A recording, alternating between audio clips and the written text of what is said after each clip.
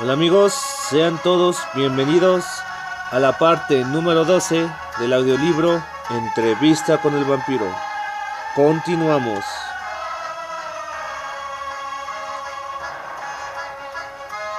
Pero si no está muerta, susurré. Pero ya todo había terminado. Los muebles de la habitación emergieron de la oscuridad. Me senté perplejo, mirándola, demasiado debilitado para moverme, con mi cabeza reposando en la cabecera de la cama, y mis manos aferradas a la manta de terciopelo. Lestat la estaba despertando diciéndole un nombre: Claudia, Claudia, escúchame, despierta, Claudia. La llevó fuera del dormitorio, y su voz en la sala era tan baja que apenas le oía. Estás enferma, ¿me oyes? Debes hacer lo que te digo para estar bien. Y entonces, en la pausa siguiente, me di cuenta de todo. Me di cuenta de lo que estaba haciendo, que se había cortado la muñeca y que se la estaba ofreciendo, y que ella estaba bebiendo. Así es, querida, más, le decía. Debes beber para curarte. Maldito seas. Grité, y él me hizo callar con una mirada aterradora. Se sentó en el sofá con ella aferrada a su muñeca. Vi la mano blanca de ella asida de su manga y pude ver el pecho tratando de respirar y su rostro desfigurado, de un modo como jamás lo había visto. Dejó escapar un gemido y él le susurró que continuara, y, cuando me acerqué, me volvió a echar una mirada como diciendo: te mataré. ¿Pero por qué, Lestat?, le dije. Entonces él trató de desprenderse de la niña y ella no lo dejaba. Con sus dedos aferrados a la mano y al brazo de Lestat, ella mantenía la muñeca en su boca mientras se le escapaban gemidos. Basta ya, le dijo. Evidentemente, le dolía. La empujó y la agarró de los hombros. Ella trató desesperadamente de alcanzar su muñeca, pero no pudo, y entonces lo miró con la más absoluta perplejidad. Él se apartó con la mano escondida. Luego se ató un pañuelo en la muñeca y se acercó a la cuerda de llamar a la servidumbre. Le dio un fuerte tirón, con sus ojos aún fijos en ella. ¿Qué has hecho, Lestat?, le pregunté. ¿Qué has hecho? La miré. Ella estaba sentada, revivida, llena de vida, sin la menor señal de palidez o debilidad, con las piernas estiradas sobre el damasco, y su vestido blanco, suave y pequeño como el atuendo de un ángel alrededor de sus formas pequeñas. Miraba a Lestat. Yo no, le dijo él, nunca más. ¿Comprendes? Pero te enseñaré lo que debes hacer. Cuando traté de que me mirara y me explicara lo que estaba haciendo, me empujó a un lado. Me dio tal golpe en el brazo que reboté contra la pared. Alguien llamaba a la puerta. Yo sabía lo que iba a hacer. Una vez más traté de detenerle, pero giró con tal rapidez que no alcancé a ver cuando me pegó. Cuando lo vi, yo estaba echado sobre una silla y él abría la puerta. Sí, entra por favor. Hemos tenido un accidente, le dijo al joven esclavo. Y luego, al cerrar la puerta, lo cogió por detrás y el muchacho nunca supo lo que le había sucedido. E incluso cuando se arrodilló sobre el cuerpo, bebiendo, hizo un gesto llamando a la niña, quien saltó del sofá y fue a arrodillarse a su lado y tomó la muñeca que se le ofrecía, empujando rápidamente las mangas de la camisa. Rugió como si quisiera devorar esa carne, y entonces Lestat le enseñó lo que debía hacer. Él tomó asiento y dejó que ella bebiera el resto, de modo que, cuando llegó el momento, se agachó y dijo: basta, se está muriendo. Nunca debes seguir bebiendo después de que se detiene el corazón, o volverás a enfermarte de muerte. ¿Entiendes? Pero ella había bebido lo suficiente y tomó asiento a su lado, recostándose contra el respaldo del largo sofá. El muchacho murió a los pocos segundos. Me sentía agotado y descompuesto, como si la noche hubiera durado 1000 años. Me quedé mirándolos. La niña se acercó a Lestat y se apoyó en él cuando éste le pasó un brazo por el hombro, aunque sus ojos indiferentes seguían fijos en el cadáver. Luego me miró. ¿Dónde está mi mamá?, preguntó la niña en voz baja. Su voz era igual a su belleza física, clara como una campanilla de plata. Era sensual. Toda ella era sensual. Tenía los ojos tan grandes y claros como Bebet. Comprenderás que yo apenas tenía conciencia de lo que todo esto significaría. Sabía lo que podría significar, pero estaba estupefacto. Entonces Lestat se puso de pie, la levantó y se acercó a mí. Ella es nuestra hija, dijo. Va a vivir con nosotros. La miró radiante, pero sus ojos estaban fríos, como si todo fuera una broma horrible. Entonces me miró y su rostro demostró convicción. La empujó en mi dirección. Ella se puso sobre mis rodillas, y yo la abracé sintiendo lo suave que era, la suavidad de su piel, como la piel de una fruta cálida, de ciruelas calentadas por el sol. Sus grandes ojos luminosos se fijaron en mí con confiada curiosidad. Este es Luis y yo soy Lestat, le dijo él, poniéndose a su lado. Ella miró en derredor y dijo que era una habitación bonita, muy bonita, pero que quería a su mamá. Él sacó un peine y empezó a peinarla, con los rizos en la mano para no tirar de sus cabellos. Su pelo se desenredó y parecía de seda. Era la niña más hermosa que yo jamás había visto y ahora deslumbraba con el fuego frío de un vampiro. Sus ojos eran los ojos de una mujer. Se volvería blanca y solitaria como nosotros, pero no perdería sus formas.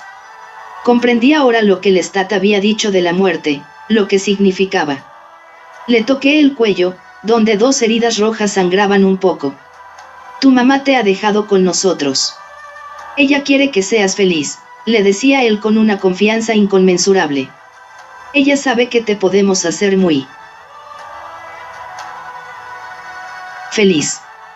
Quiero un poco más, dijo ella, mirando el cadáver en el suelo. No, esta noche, no. Mañana por la noche, dijo Lestat. Y fue a retirar a la dama de su ataúd. La niña saltó de mis rodillas y yo la seguí. Se quedó observando mientras Lestat puso en la cama a las dos mujeres y al esclavo. Les subió la manta hasta la barbilla. ¿Están enfermos?, preguntó la niña. Sí, Claudia, dijo él. Están enfermos y están muertos. ¿Ves? Ellos mueren cuando bebemos de ellos. Se acercó a ella y la volvió a abrazar. Nos quedamos los dos con ella en medio. Yo estaba hipnotizado por su presencia, por ella transformada, por cada gesto suyo. Ya no era más una niña, era una vampira. Ahora Luis iba a abandonarnos, dijo Lestat, moviendo sus ojos de mi rostro al de ella. Se iba a ir. Pero ahora no lo hará. Porque quiere quedarse y ocuparse de ti y hacerte feliz. Me miró. Vas a cuidar de ella, ¿verdad, Luis? Tú, hijo de perra. Le espeté. Maldito. Semejante lenguaje delante de nuestra hija. Dijo él. Yo no soy vuestra hija, dijo ella con su voz de plata. Soy la hija de mi mamá. No, querida, ya no, le dijo él, miró a la ventana y luego cerró el dormitorio y puso la llave en la cerradura. Eres nuestra hija, la hija de Luis y la mía, ¿comprendes? Bien, ¿con quién quieres dormir? ¿Con Luis o conmigo? Quizá quieras dormir con Luis. Después de todo, cuando estoy cansado, no soy tan bueno. El vampiro se detuvo. El muchacho no dijo nada. Una niña vampira. Susurró finalmente. El vampiro echó una mirada como sorprendido, aunque el muchacho no se había movido. Miró hacia el magnetófono como si se tratase de algo monstruoso. El muchacho se percató de que la cinta estaba a punto de acabar. Rápidamente, abrió su portafolio y sacó una nueva cinta, colocándola torpemente en su sitio. Miró al vampiro cuando apretó el botón. El rostro del vampiro parecía cansado, con sus mejillas más prominentes, y ahora faltaba poco para las 10. El vampiro se enderezó, sonrió y preguntó con calma, ¿estamos listos para continuar? ¿Le hizo eso a la pequeña nada más que para que usted no lo abandonara?, preguntó el muchacho. Eso es difícil de precisar. Fue una declaración. Estoy convencido de que Lestat era una persona que prefería no pensar ni hablar de sus motivaciones o creencias, ni siquiera consigo mismo. Una de esas personas que deben actuar. Una persona de esas debe ser golpeada bastante antes de que se abra y confiese. Que hay un método y un pensamiento en su manera de vivir. Eso es lo que sucedió esa noche con Lestat. Había sido arrinconado hasta donde tuvo que descubrir, incluso a sí mismo, por qué vivía y cómo lo hacía. El mantenerme a su lado, eso sin duda era parte de lo que lo arrinconó. Pero, sin duda, quería que yo me quedara. Conmigo vivía de una forma en la que jamás podría haber vivido solo. Y, como te he dicho, siempre tuve el cuidado de no darle el título de ninguna propiedad, algo que lo enfurecía. No podía convencerme de que lo hiciera. De repente, el vampiro se rió. Mira todas las demás cosas de las que me convenció. Qué extraño. Me podía convencer de que matara a un niño, pero no de compartir mi dinero. Sacudió la cabeza. Pero no se trató en realidad de avaricia, como puedes ver. El miedo que le tenía era lo que me volvía tan avaro con él. Usted habla de él como si estuviera muerto. Usted dice que Lestat fue esto o era aquello. ¿Está muerto?, preguntó el muchacho.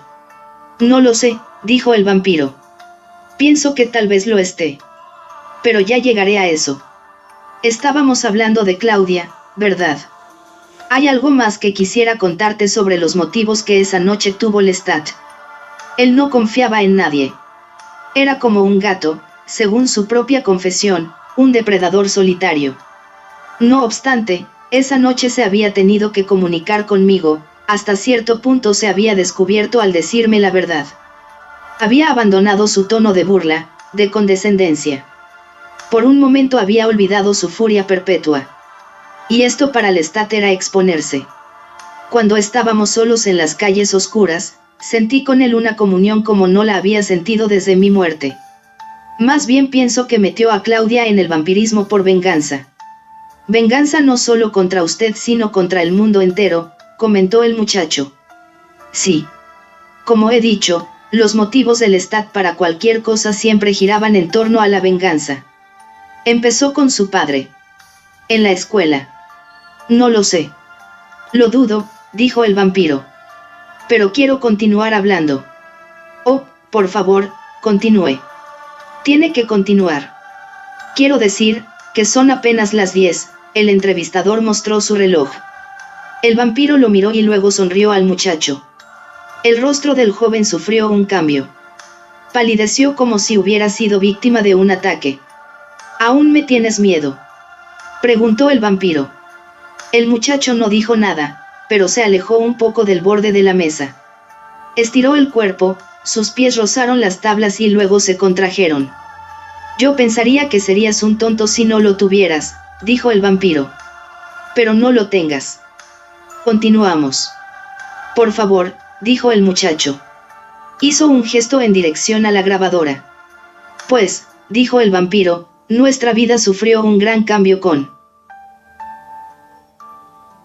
Mademoiselle y Claudia, como te puedes imaginar. Su cuerpo murió, pero sus sentidos se despertaron tanto como los míos. Y busqué en ella señales de esto. Pero durante los primeros días no me di cuenta de cuánto la quería, de cuánto quería hablar con ella y estar con ella. Al principio, solo pensaba en protegerla del Lestat. La metía en mi ataúd todas las mañanas, no le quitaba la vista de encima y trataba de que estuviera con él lo menos posible. Eso era lo que Lestat quería y dio muy pocas señales de que le pudiera llegar a hacer algún daño. Una niña muerta de hambre es un espectáculo horroroso, me dijo. Y un vampiro muerto de hambre es algo aún peor. Se oirían sus gritos en París, decía, si la encerraba para que muriese. Pero todo lo decía por mí, para tenerme más atado, con miedo de irme solo. No me imaginaba la posibilidad de irme con Claudia. Era una niña. Necesitaba cuidados. Y encontraba placer en atenderla. Ella se olvidó de inmediato de sus 5 años de vida mortal. O al menos así lo parecía, ya que era misteriosamente tranquila y reservada. Y, de tanto en tanto, yo temía que hasta hubiese perdido los sentidos, que la enfermedad de su vida mortal, combinada con el gran traumatismo del vampirismo, le pudieran haber robado la razón, pero eso estuvo muy lejos de la realidad. Simplemente, era tan diferente al Lestat a mí que yo no la podía entender, porque, aunque era pequeña, ya era una fiera asesina capaz de una búsqueda incesante de sangre con la imperiosidad de un niño. Y aunque Lestat aún me amenazaba con hacerle daño, A ella no se lo hacía, sino que era cariñoso, orgulloso de su hermosura, ansioso por enseñarle que debíamos matar para vivir y que nosotros no podíamos morir jamás. Entonces la plaga fulminó la ciudad, como ya te he dicho, y él la llevaba a los cementerios hediondos donde las víctimas de la peste y de la fiebre amarilla yacían apiladas mientras los ruidos de las palas no cesaban ni de día ni de noche. Esta es la muerte, le dijo él, señalando el cuerpo descompuesto de una mujer, algo que nosotros no podemos sufrir. Nuestros cuerpos permanecerán como ahora, frescos y vivos, pero no debemos vacilar en traer la muerte, porque así vivimos. Y Claudia lo miraba con sus ojos inescrutables. Si en esos primeros años no hubo comprensión, tampoco hubo la posibilidad del miedo. Muda y hermosa, asesinaba. Y yo, transformado por las órdenes del Estado, ahora salía a cazar seres humanos en grandes cantidades. Pero no era su muerte por sí sola la que me aliviaba del dolor que había sentido en las quietas y negras noches de Point du Lac, cuando me sentaba a solas con la compañía del Estado y de su padre. Eran sus grandes y cambiantes posibilidades en las calles, que jamás se silenciaban, con los centros nocturnos que nunca cerraban las puertas, las fiestas que duraban hasta el alba, la música y las risas que salían de todas las ventanas, la gente que me rodeaba en todas partes, mis víctimas llenas de latidos, ya no vistas con el gran amor que yo había sentido por mi hermana y por Bebet, sino con necesidad e indiferencia a la vez. Y los mataba, matanzas infinitamente variadas y a grandes distancias, cuando caminaba con la visión y los ligeros movimientos de un vampiro por su ciudad aburguesada y alegre. Mis víctimas me rodeaban, seduciéndome, invitándome a sus cenas, sus carruajes, sus burdeles. Solo me quedaba un poco, lo suficiente para tomar lo que debía tomar, tranquilizado por la gran melancolía con que la ciudad me entregaba una infinidad de magníficos desconocidos. Porque de eso se trataba. Me alimentaba de desconocidos. Me acercaba únicamente lo suficiente para ver su belleza latente, la expresión única, la voz nueva y apasionada. Y luego mataba antes de que esos sentimientos pudieran aparecer en mí, y ese miedo, esa pena. Claudia y Lestat podían cazar y seducir, permanecer largo tiempo en compañía de la víctima condenada, gozando el espléndido humor en su inocente amistad con la muerte. Pero yo aún no lo podía soportar. Por tanto, para mí la población creciente era una misericordia, un bosque en el que estaba perdido, incapaz de detenerme, girando demasiado rápido para el pensamiento o el dolor, aceptando una y otra vez la invitación a la muerte rápida en vez de prolongarla. Mientras tanto, vivíamos en una de mis residencias españolas en la Rue Royale, un piso extenso y lujoso sobre una tienda que alquilaba a un sastre. Detrás había un jardín escondido, una pared nos aseguraba contra la calle, con persianas fijas de madera y una puerta enrejada y firme. Era un lugar de mucho más lujo y seguridad que Point du Lac.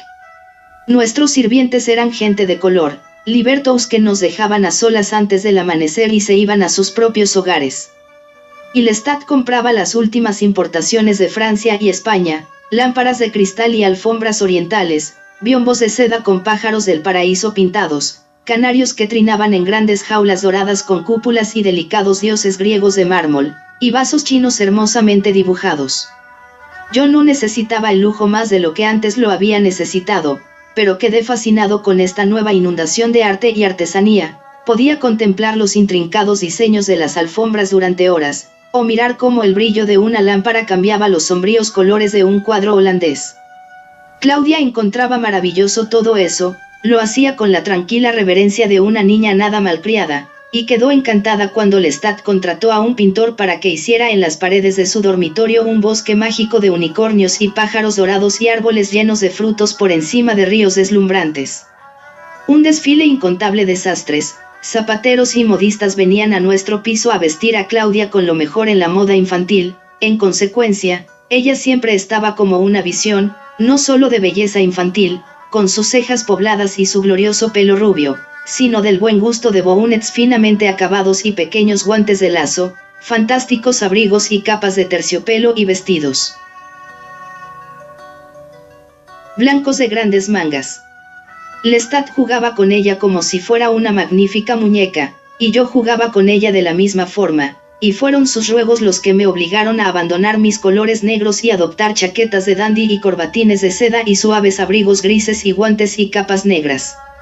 Lestat opinaba que el color más indicado para vampiros era siempre el negro, posiblemente fue el único principio estético que mantuvo con firmeza, pero no se oponía a nada que trasluciera estilo y exceso.